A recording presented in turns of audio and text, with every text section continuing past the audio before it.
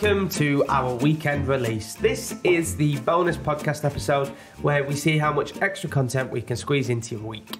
Random things that have been sent in, extra bits from our week, and how our advice went down with you, our G&Divas. What are you doing?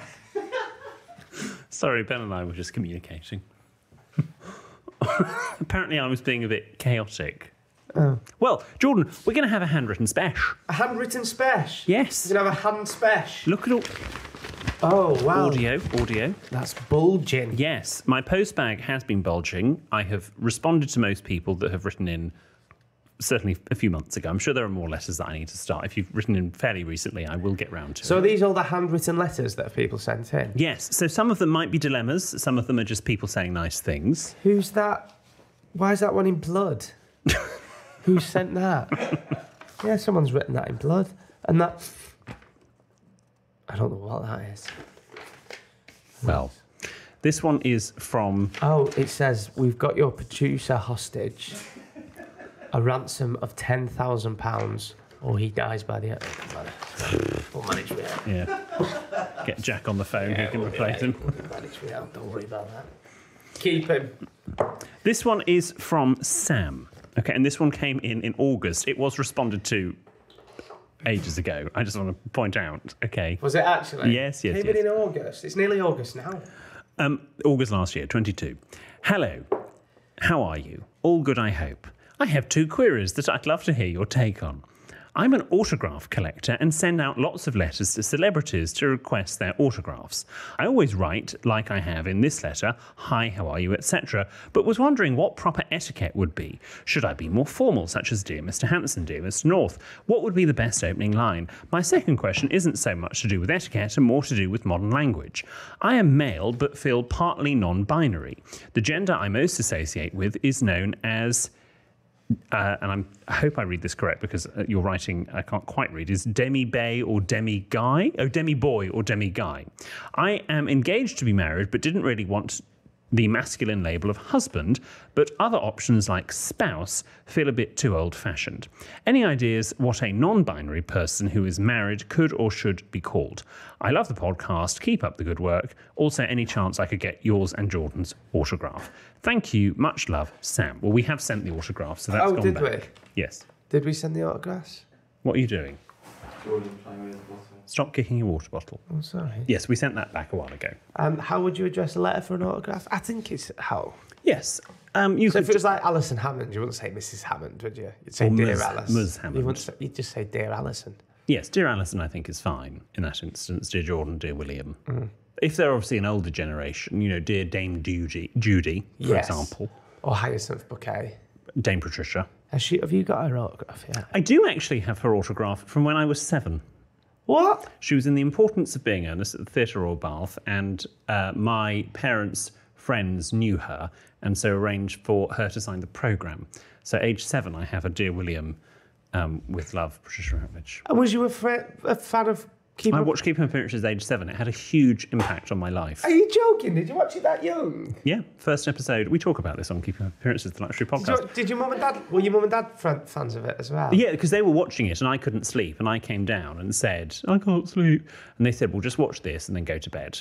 And it was the episode where she falls off Contessa 2 into the River at Oxford. Episode? It's one of my favourite episodes. What's your favourite episode? The QE2 one. Two of my favourite episodes both involve boats.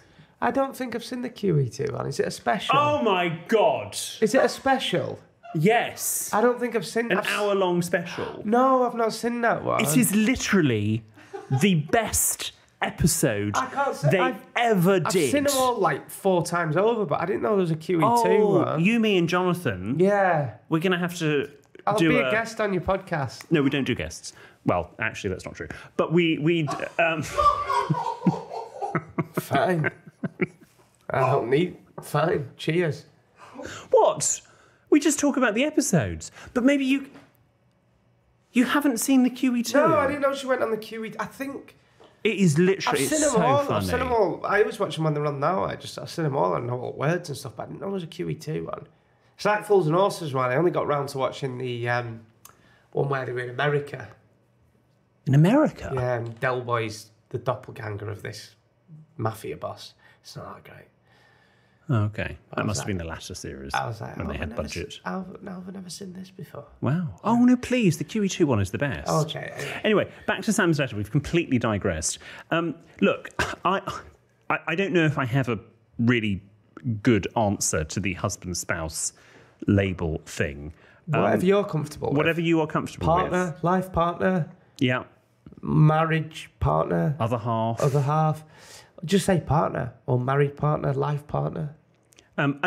You raise a good point. There maybe isn't a, other than spouse, which I could say, why reinvent the wheel? You may not like it, but spouse doesn't necessarily state. No, but they don't want that. Yeah, They've said they don't want husbands. So hubby sounds a bit more. No, I don't really, does it? No, hubby sounds like a something on children's television. Personally, Telehubby. Telehubby. So, Sam, I don't really have a massively very good answer for you there, but I hope in some form that helps. This is on Carter Jonas writing paper, whatever Carter Jonas is. Ignore the Carter Jonas paper. It's from a work experience a few years ago. I love it already. Right, well, there we go. They've got a free plug. Okay, this is from Izzy and Matt. Dear His Majesty William Hanson, Jordan and executive producer Ben, I am a long-listening listener, and I have recently recruited my flatmate Izzy. We are now loyal subscribers and have got our hands on the D from Fenwick. We are writing whilst listening whilst drinking the D. We don't have a dilemma, however, we are writing to beg you to come to Newcastle. There is so much to see and do in the Toon to make you want to visit. We've been loads. Jordan, there are 6 Wetherspoons, 7 if you count Gateshead, but nobody wants to go there. We have a sideways statue man, the Angel of the North, a statue of a giant spoon. I've bloody lived up near there for 3 years. We've been loads. There are 7 bridges, but you can only walk across 5. We have a John Lewis, a Waitrose, and a Fenwick, which is our version of Harrods. Also, there are more Gregs than you can imagine. And William, we know you love a Greg's. What's not to love about Newcastle? Me and Izzy are currently having the D for the first time. You can't tell. Can you remember when you both first had the D? What was it like? Keep making us laugh. As always, love, Izzy and Matt. Hurt at first. No, I didn't. The first time we had the D was when we recorded the first time. Yes, first time you had the D was the pilot. When did you first have it? How was you introduced to it? Well, I knew that the Queen liked it, the late Queen Elizabeth, and so I can remember going to Sainsbury's Heaton Park in Manchester to get it because the Tesco at Cheetham Hill didn't have it. And that used to be my supermarket. This is really boring. And then in search for the D, I found Sainsbury's Heaton Park and went, wow, this is so much nicer than Tesco Cheetham Hill. And so my supermarket became Sainsbury's Heaton Park in Manchester. Glad you asked. And that was the first time That's the first. And then I bought the bottle, took it home and enjoyed it. And look at me now. And it was only because, we brought the Dubonnet in because Ben said, oh, we need a show and tell maybe for the first episode. Yeah. And so I thought, oh, well, I had a gin and Dubonnet reception at home a few days before. I had half a bottle left, brought it in. And let's be honest, most of the best stuff we've done on this podcast are Ben's ideas, to be fair. To be fair, yeah. Make of that what you will. But thank you very much, Izzy and Matt, for your letter. Enjoy it. You can get Dubonnet in most supermarkets. I found it in a little...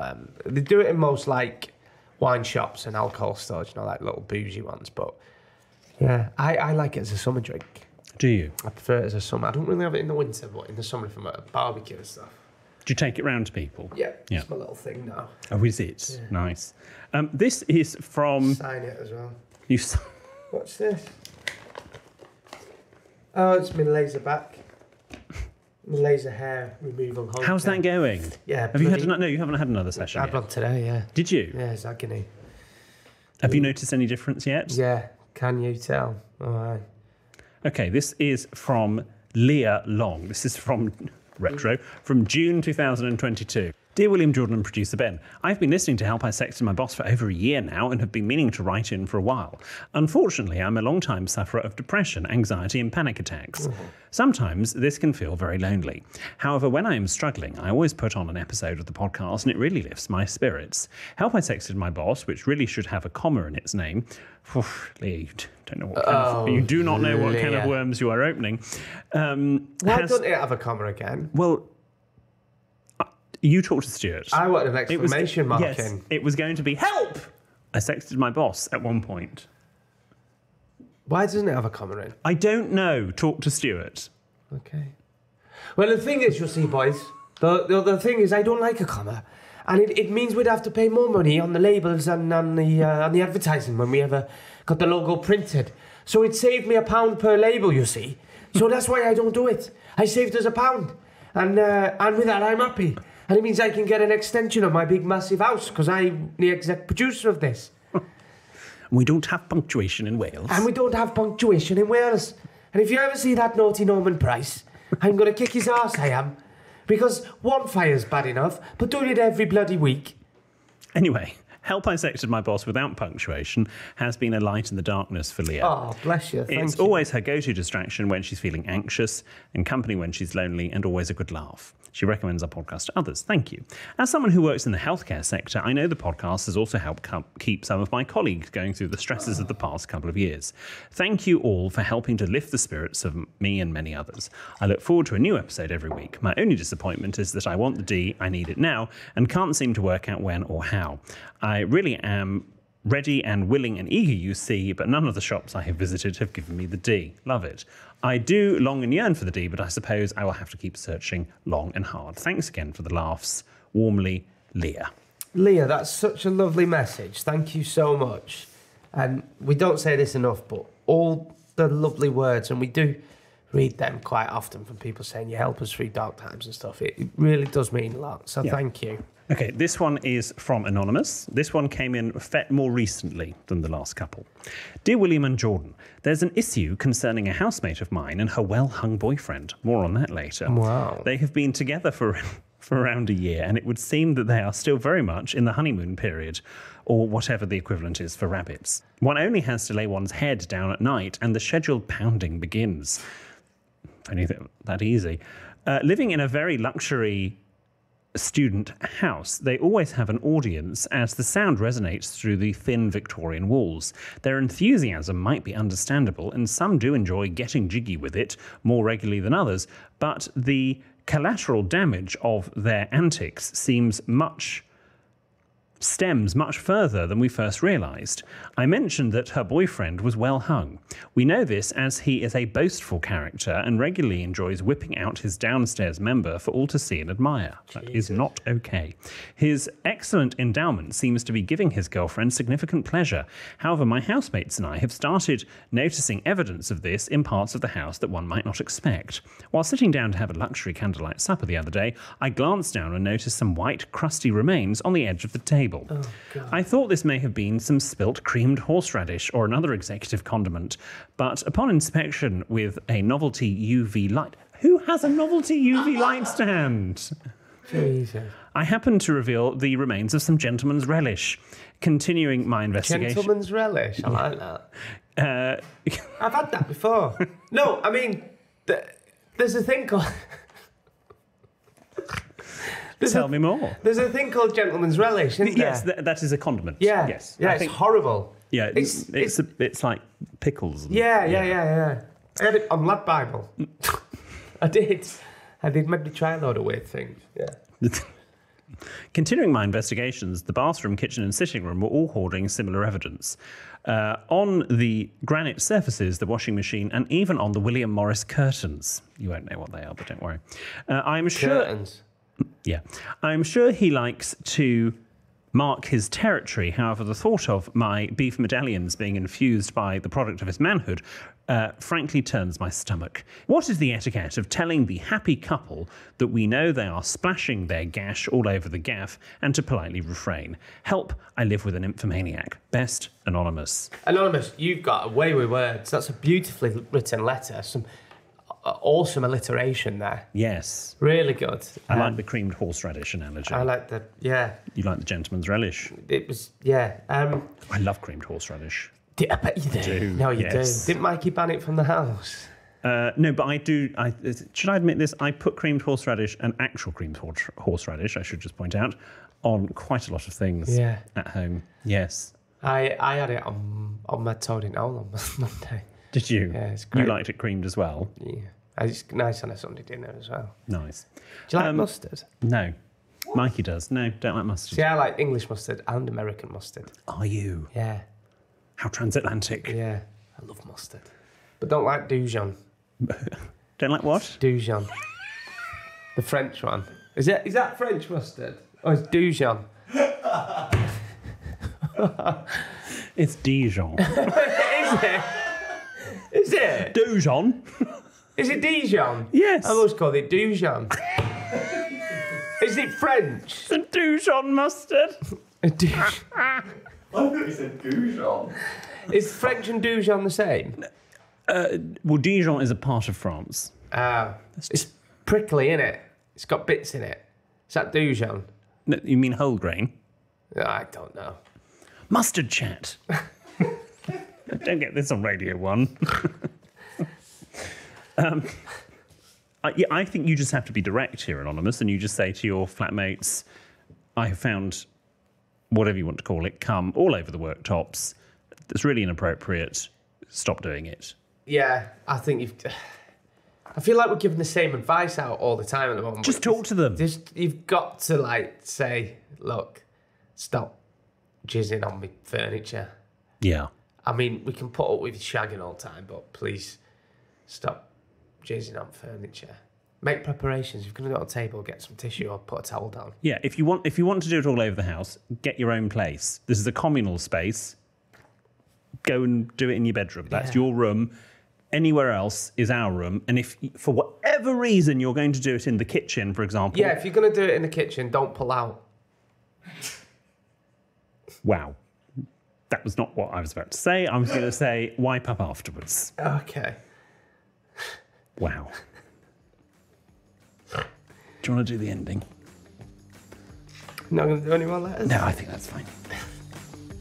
Remember, G&Divas, if you've got a question or story that isn't a dilemma or problem, this is the place where we can read it out. So drop into our DMs on social media and send us an email to help@sextymyboss.com with anything you want to share with us.